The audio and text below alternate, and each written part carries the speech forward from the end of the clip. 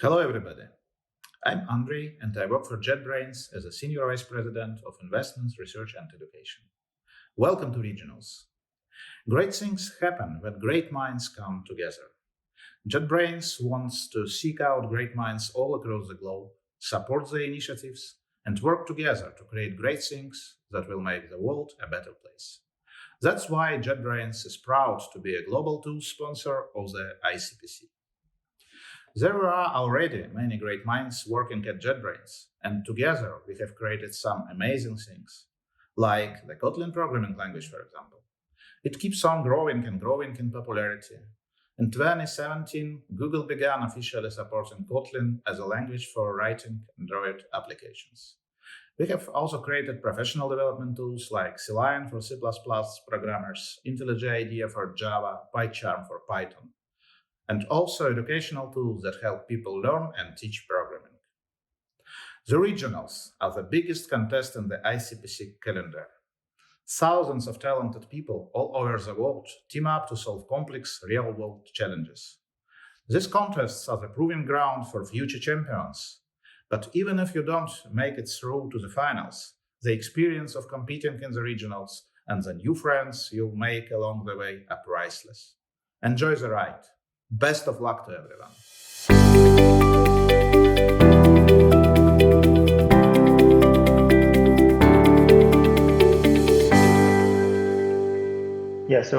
The next problem is the lag, and there are only three accepted solutions for this, and Kshitij will be explaining it. Its author is Kevin. In this problem, we are given a tree and we are also given many pairs of nodes.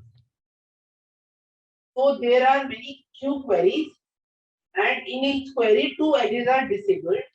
And so we have to find the number of pairs of nodes which were given to us initially in the input, such that on their path there is at least one out of the two edges which is disabled.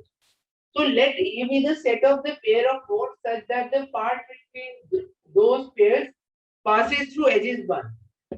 And let D be the same but for H2.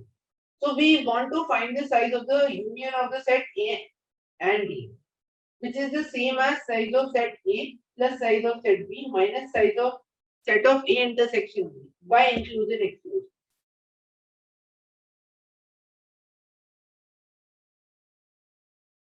So let the edges in the query be x1, y1 and x2, y2, where x1 is the parent of y1 in the tree and x2 is the parent of y2. There are three cases.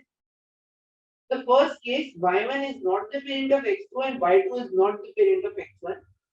So their subtrees below the edges are disjoint.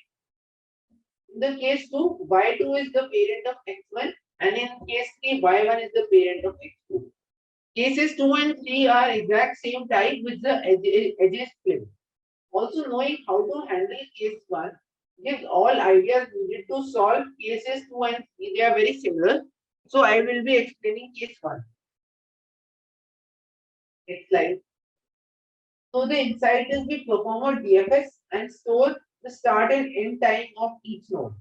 Then J is a descendant of I only if the start time of J is included in the range start to end time of node I. Now A intersection B is basically the number of pairs of node AJ and BJ such that AJ occurs in the subtree of Y1 and BJ occurs in the subtree of Y2. Formally, these two range conditions given in the slide need to be satisfied.